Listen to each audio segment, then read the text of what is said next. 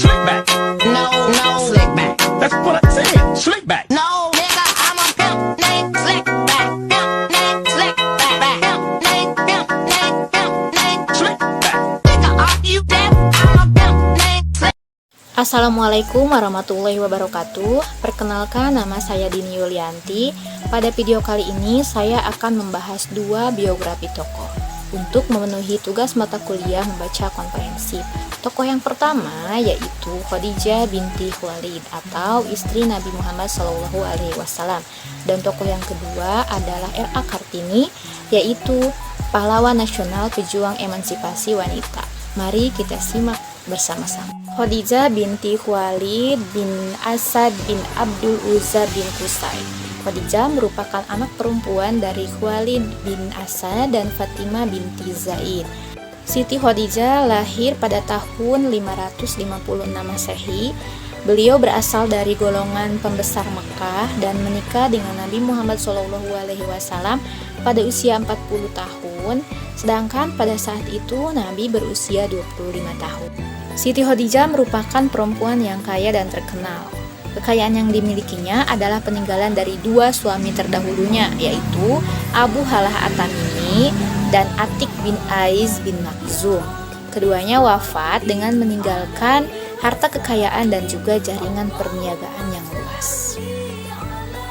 Siti Khadijah sangat mengagumi Nabi Muhammad SAW karena kemampuan yang dimilikinya, kejujuran dalam berniaga, budi pekerti yang luhur, dan perangai yang manis. Kemudian Siti Khadijah menikah dengan Nabi Muhammad SAW pada tahun 595 Masehi dengan mas kawin sebanyak 20 ekor unta muda. Dari pernikahannya tersebut, Allah Subhanahu wa Ta'ala menganugerahi 6 orang anak yang terdiri dari 2 anak laki-laki dan 4 orang anak perempuan. 2 orang anak laki-laki adalah Al-Qasim dan Abdullah yang meninggal pada saat masih bayi. Sedangkan 4 anak perempuannya diantaranya adalah Zainab, Ruqayyah, Ummi Kulsum, dan juga Fatimah Az-Zahra. Saat Rasulullah mendapatkan wahyu pertamanya, Siti Khadijah berusaha menenteramkan dengan segala kasih sayang dan juga kelembutan yang dimilikinya sehingga beliau merasa aman. Begitupun Siti Khadijah langsung meyakini agama dan seruan yang dibawa oleh suaminya, dan beliau merupakan orang pertama yang masuk ke dalam agama Islam sebelum Nabi Muhammad SAW menyebarluaskan kepada masyarakat lain. Setelah berdakwah secara sembunyi-sembunyi, kemudian turun perintah Allah untuk melaksanakan dakwah secara terang-terangan. Rasulullah menyeru umat manusia untuk beribadah kepada Allah dan berhenti menyembah berhala. Namun, dakwah tersebut tidak berjalan dengan mulus.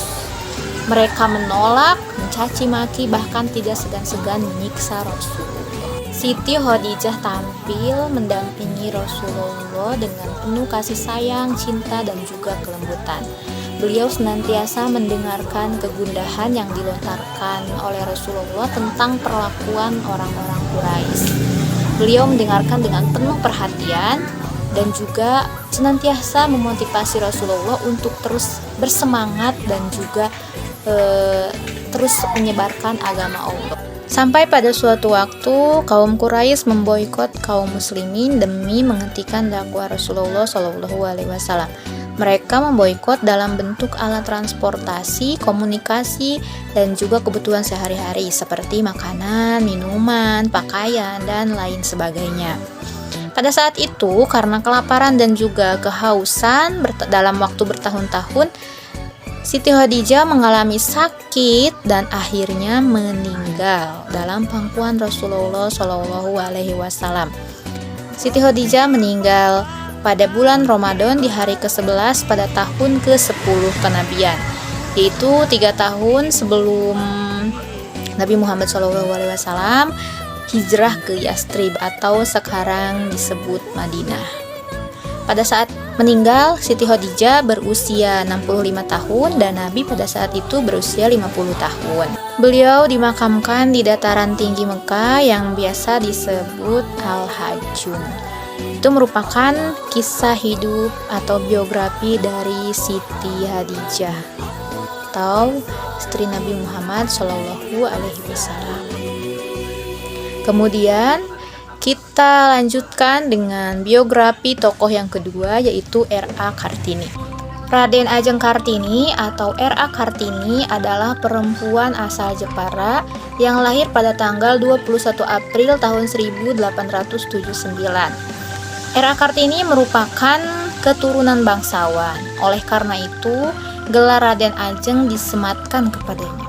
R.A. Kartini adalah putri dari Raden Mas Adipati Aryo Sosroningrat dan M.A. Ngasirah. Pada saat itu, ayah Kartini merupakan Bupati Jepara. R.A. Kartini merupakan anak kelima dari 11 bersaudara. Berbeda dengan perempuan pribumi lainnya, R.A. Kartini berkesempatan untuk sekolah di Europel Lerge School atau ELS.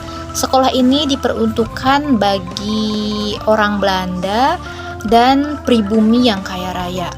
Di ELS, Kartini belajar menulis dan juga belajar bahasa Belanda. Namun sayangnya R.A. Kartini hanya sekolah hingga usia 12 tahun karena menurut adat Jawa pada saat itu, wanita berusia 12 tahun harus dipingit dan tidak boleh sekolah. Pada saat sekolah di ELS, Kartini sudah bisa membaca dan menulis bahasa Belanda. Jadi pada saat dipingit, ia belajar sendiri dan juga rajin berkirim surat dengan teman-temannya yang ada di Belanda. Ia juga rajin membaca buku, surat kabar, dan juga majalah-majalah Eropa. Sehingga Kartini tahu cara berpikir masyarakat Eropa, terutama perempuan Eropa yang lebih maju dan berkembang dan juga bebas daripada perempuan pribumi pada masa itu. Kartini memiliki pikiran untuk memajukan wanita pribumi pada kala itu, karena pada saat itu wanita pribumi tertinggal jauh dan juga memiliki status sosial yang rendah. Ia berpendapat bahwa wanita pribumi juga harus diperjuangkan agar mendapatkan kesetaraan, persamaan, dan juga kebebasan. Perjuangan R.A. Kartini direalisasikan melalui surat-surat yang dituliskannya. Di dalam surat-surat tersebut, beliau menuliskan tentang emansipasi wanita dan juga menuliskan tentang penderitaan wanita-wanita Jawa yang harus dipingit, tidak mendapatkan kebebasan, dan juga tidak diperbolehkan untuk belajar maupun sekolah. Pada tahun 1903, Kartini menikah dengan KRM Adipati Aryo Singgi Joyo Adiningrat yang merupakan Bupati Rembang pada saat itu. Meskipun telah menikah dan menjadi seorang istri, Kartini tetap ingin mewujudkan cita-citanya untuk memperjuangkan kesetaraan perempuan dan menjadi guru. Suami Kartini pun mendukung dan memberi kebebasan terhadap cita-citanya. Salah satu dukungannya adalah dengan mendirikan sebuah sekolah wanita di timur pintu gerbang perkantoran Rembang. Setelah setahun menikah, R.A. Kartini dikaruniai seorang anak laki-laki bernama Susalit Joyo Adiningrat yang lahir pada 13 September 1904. Sayangnya, 4 hari setelah melahirkan, R.A. Kartini menghembuskan nafas terakhirnya. Ia meninggal di usia 25 tahun dan dimakamkan di Desa Bulu, Kabupaten Rembang. Berkat kegigihan Kartini, pada tahun 1912 berdirilah Sekolah Kartini oleh Yayasan Kartini. Sekolah ini didirikan oleh keluarga Van Deventer, salah satu tokoh politik etis saat itu. Awalnya, Sekolah Kartini hanya didirikan di Semarang, tapi kemudian berdiri juga di Surabaya, Yogyakarta, Madiun, Malang, dan juga daerah lainnya. Setelah R.A. Kartini wafat, Menteri Kebudayaan Agama dan Kerajinan Hindia Belanda pada saat itu mengumpulkan dan membukukan surat-surat yang dikirimkan Kartini ke teman-temannya di Belanda. Buku tersebut diberi judul Door Duisternis Toodslicht, yang artinya habis gelap terbitlah terang. Diterbitkannya buku tersebut mulai mengubah cara berpikir masyarakat Belanda terhadap perempuan pribumi, khususnya Jawa. R.A. Kartini juga ditetapkan sebagai pahlawan kemerdekaan nasional dan tanggal 21 April ditetapkan sebagai Hari Kartini yang kita peringati setiap tahun sampai sekarang. Pemikiran Kartini juga menginspirasi terciptanya lagu Ibu Kartini oleh W.R. Supratman. Baiklah teman-teman, itulah tadi biografi dua tokoh Bila ada kesalahan dalam penyebutan nama, tempat, maupun istilah lainnya, saya mohon dimaafkan. Semoga video ini bermanfaat bagi kita semua. Terima kasih. Hadanallahu wa iyyakum ajmain ila siratal mustaqim. Wassalamualaikum warahmatullahi wabarakatuh. Sampai berjumpa di video yang lainnya.